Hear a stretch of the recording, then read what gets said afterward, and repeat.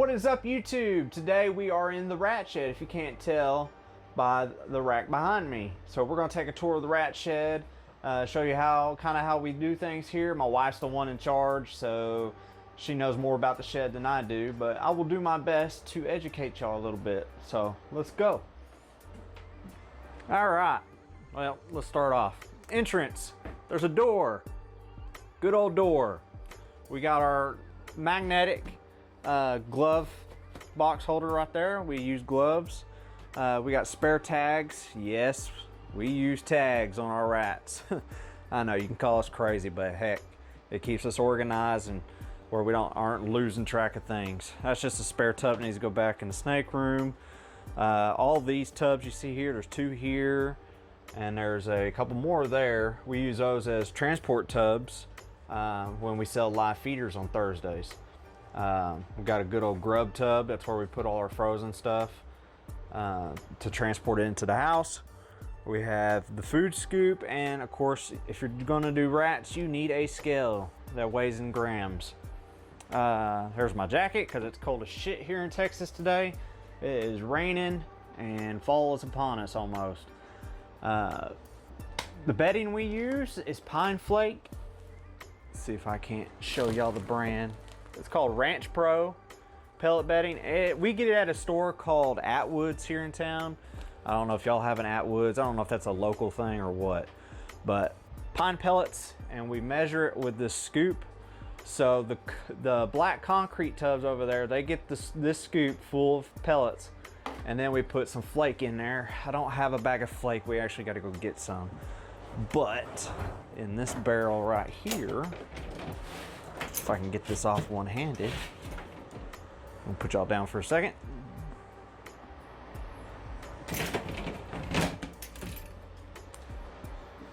In this barrel right here, we have our pine flake. And that just creates a layer on top to help absorb ammonia better. And we got a big old 55-gallon barrel that we bought from a feed store. It had tomatoes or something in it. We bought it for like 15 bucks and we store a bag in there. Real simple. We feed this fan. We turn it on during the summer sometimes when it gets too hot in here. We really don't ever need that thing. Our AC unit, we tend to put a filter on the inside here. Of course, you're not supposed to do that supposedly, but it keeps a lot of this dust out of that AC. And a lot of people only get, you know, a year out of their AC. We're getting 3 years. This one's actually pretty much crapped out, so thank God it's fall, so I don't have to spend that money. But we feed all our rats Missouri 6F. Missouri, see if that'll focus. Rodent breeder 6F. We get it from a local feed store. I pay like $23 a bag. We go through about a bag and a half a week. Not too bad. Then we have a bin full of chew blocks, miscellaneous stuff like a brush to clean off the table. Piece that came with the scale. I don't need it. You can't put a rat on there because they jump off. So we have some of these old containers for the scales that we use to weigh. And then we got a spare table back there just in case we need it. But I'm gonna try to back up and get the whole shed in a pan here. But these are 6-tub concrete racks. We actually use Sterilite tubs up here instead of the buckets. They hold more water, and that whole water in that tub can fit in that black tub, and the rats can still breathe. So if there was a flood and it flooded one of those tubs, they could still breathe, and I can get out here quick enough to fix it. But we have this whole wall here. There's 5 racks. They're all breeders. This is our whole breeder side. She's got her certain rotations she does. Over here, and we finished all this out ourselves, all the paneling. There's a ceiling fan up there, some lights. This thing up here is a commercial heater. It has a throw of like 15 feet or something like that. And it gets this rat shed toasty. So if I can get a good AC, the problem with the AC is the window's small. So I would have to, you know, come in here, maybe cut out the 2x4 framing and put a bigger AC. Of course, all we have is 110, so the biggest AC we can go is a 110 or 110. Our biggest BTU is 18,000 BTU, I believe. So at the end here, we have a dehumidifier because humidity gets pretty good, pretty high in here, especially on days like today. We also put a filter on our dehumidifier to help keep the dust out and all that, so it'll last longer. Collects an old bucket of water, 5-gallon bucket, because the container it comes on it, which is on the other side, it only holds like 2 gallons, I think, and I don't feel like coming out here all that often. So we come out here, it looks like I need to dump that too. I come out here and dump that probably every 3 days or so. Then here we have a 50-pound CO2 tank, and our CO2 tank is it's connected here with a hose that goes down to an air hose connection right here, and it pops on the tub. I really need a camera person because this is not working. So, but it connects down here. This is our gas chamber. It connects on the air hose fitting here. We have bedding in there, and we also have this rubber seal along the top, so it'll hold air in, and then the hole at the end for the oxygen to escape out. Then we plug it with a highlighter, so when the CO2 is going in, when we think it's pushed all the oxygen out, then we put the highlighter in there, so it's just CO2 in there. And I'll do additional videos, and there's a stool because my wife's short. But I'll do additional videos on, you know, how to put rats down, how we bag them, all that good stuff. But for now, we're just doing a tour. Here is a exhaust fan, and we really need to get a bigger one because over the years, we've added a lot more rats to this 12x16 shed. I would think it needs a little bit more of an airflow, so we're going to probably have to upgrade that soon. And then trash bags, good old trash bags, get them from Sam's, they're a lot cheaper. Same thing with your Ziplocs, get them from Sam's, they're cheaper. So we got those. We also even got vacuum seal bags here. If I know that I'm killing off rats that are going to stay in the freezer for an extended period of time, I will vacuum seal them so they stay fresher.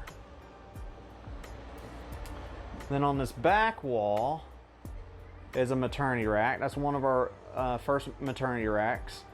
It's a 21 tub with cat litter pans as the tubs. And it's got a big, I don't even know how many quarts that is. That might be a 41 quart tub or so, water tub at the top.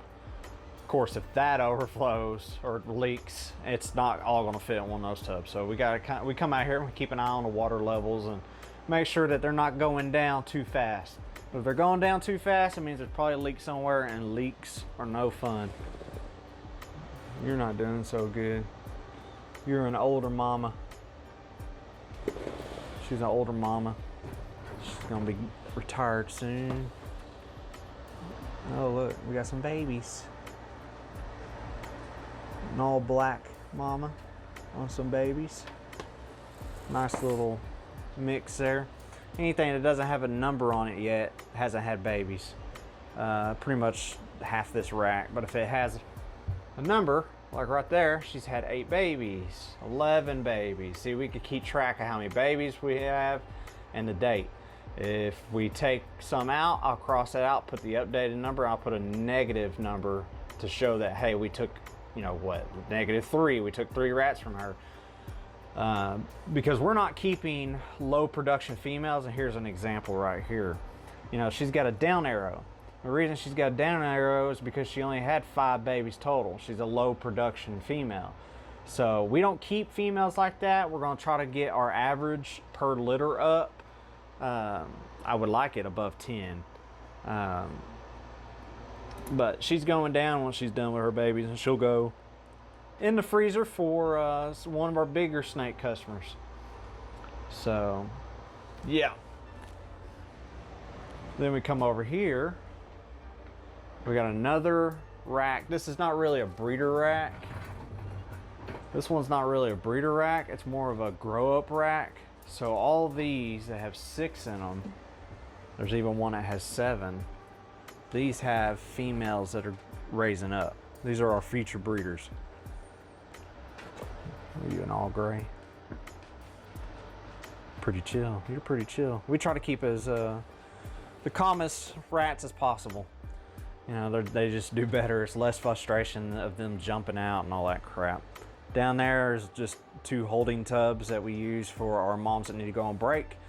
So once I pull them off their babies, they go in there on break until my wife can sort them into whatever rack she's got planned for them.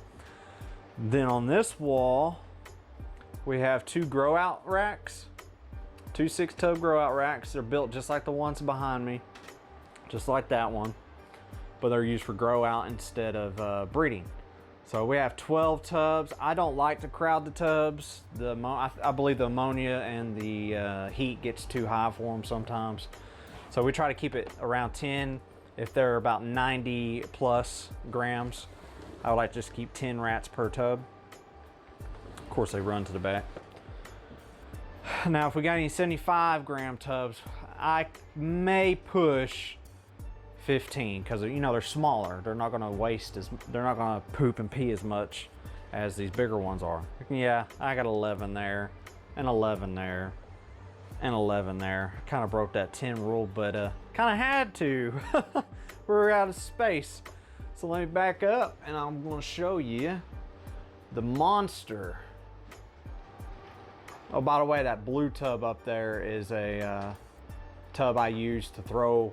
I don't throw them, but I put all the smalls in. Basically, any rat that's weaned off the mama, I put them in there because they're easier to deal with in that tub than they are in these little skinny tubs, and they're jumping out all over the place. So, but this is the monster rack we built. These are Freedom Breeder tubs, and we also got another big water container up there. But this is a 45 tub maternity rack. And you'll see over to the left there how we got a tag moved over. That's another part of our tag system. Move the tag over. Yeah, this is the one that had 2 litters. She had one, I opened up the tub. She had smalls, and then she had more babies. That's only happened a couple times to us, but obviously she's taking care of her 2nd litter. So, I don't know, it's weird. So she had 12 the first time, 12 the next. 24 babies from this girl. I wish they all did that and stayed healthy. But it's off to the left because this is rats from 2 weeks ago. So the newest ones are here because I put them to the right. I kind of know that this tub on are about fuzzies or pup size, and about this tag up, you're looking at your bigger pups, weans, and then even maybe smalls, you know, going up the rack. So there's that maternity rack. And these are all built by us too. All designed and built by us.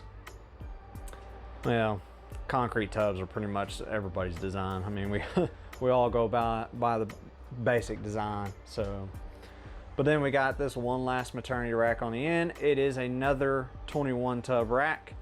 So we have space, what, 40, 60, 80 to 87 moms capacity. That's what we can do for maternity in this room. But coming into the middle here, this is another holding tub for when I'm cleaning. I could throw them in there real quick. Clean their tub without having to worry about them going all over the place. Paper towels, guess where? From Sam's. This, we pour our chlorhexidine. I have chlorhexidine mixed. This is not bleach. I have chlorhexidine mixed in this container. We pour it in here and we grab our rags and do what we do from there. On the end here, we got a measuring cup for pine pellets for the maternity rack. We don't put a full cup like this in the maternity rack. We do this size. And then this has got miscellaneous scraper, pins, scissors, more dry or wet erase markers, Safety goggles, because I get dust in my eyes every time I come out here. And I got contacts in and it bugs the crap out of me. So I wear safety goggles, and then we got various amounts of dry erase or wet erase markers. Not dry erase, or wet erase. So I'm gonna focus. Sharpies, just miscellaneous, China markers, miscellaneous stuff. This is for the video today. Ignore that. What else? Showed you the stool. Kind of panned the whole room. I think that's pretty much it.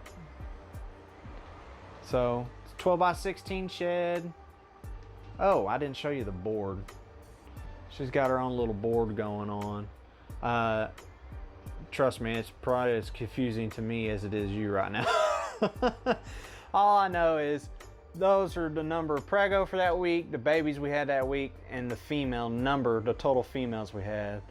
So, and as you can see, our production in the last 5 weeks have kind of sloped off. Got really high there, 189, but it sloped off. And we're only breeding like, what, 15, maybe 20 females a week. I really don't want to get too big and crazy with it, because believe it or not, rats are a lot of work.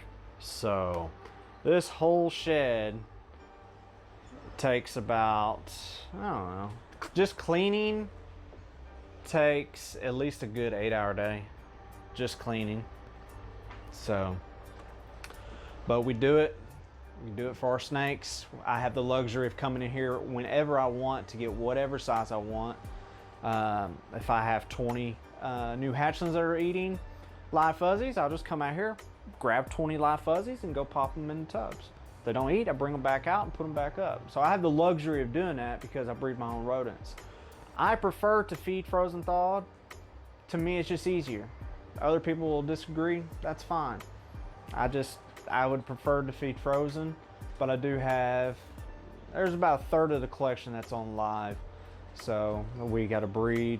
I was paying, back when we had less snakes, I was paying $300 a month for rodent bill. I told her, we can't do this. So I really need to sit down and figure out, you know, the total amount, how much it actually costs to raise a certain size rat up. I did it one time and it was like, I don't know, I figured $1 for a large rat. It's probably wrong, but yeah, I got to sit down and figure that out. But just want to show you the rat shed. There it is again. And thanks for tuning in.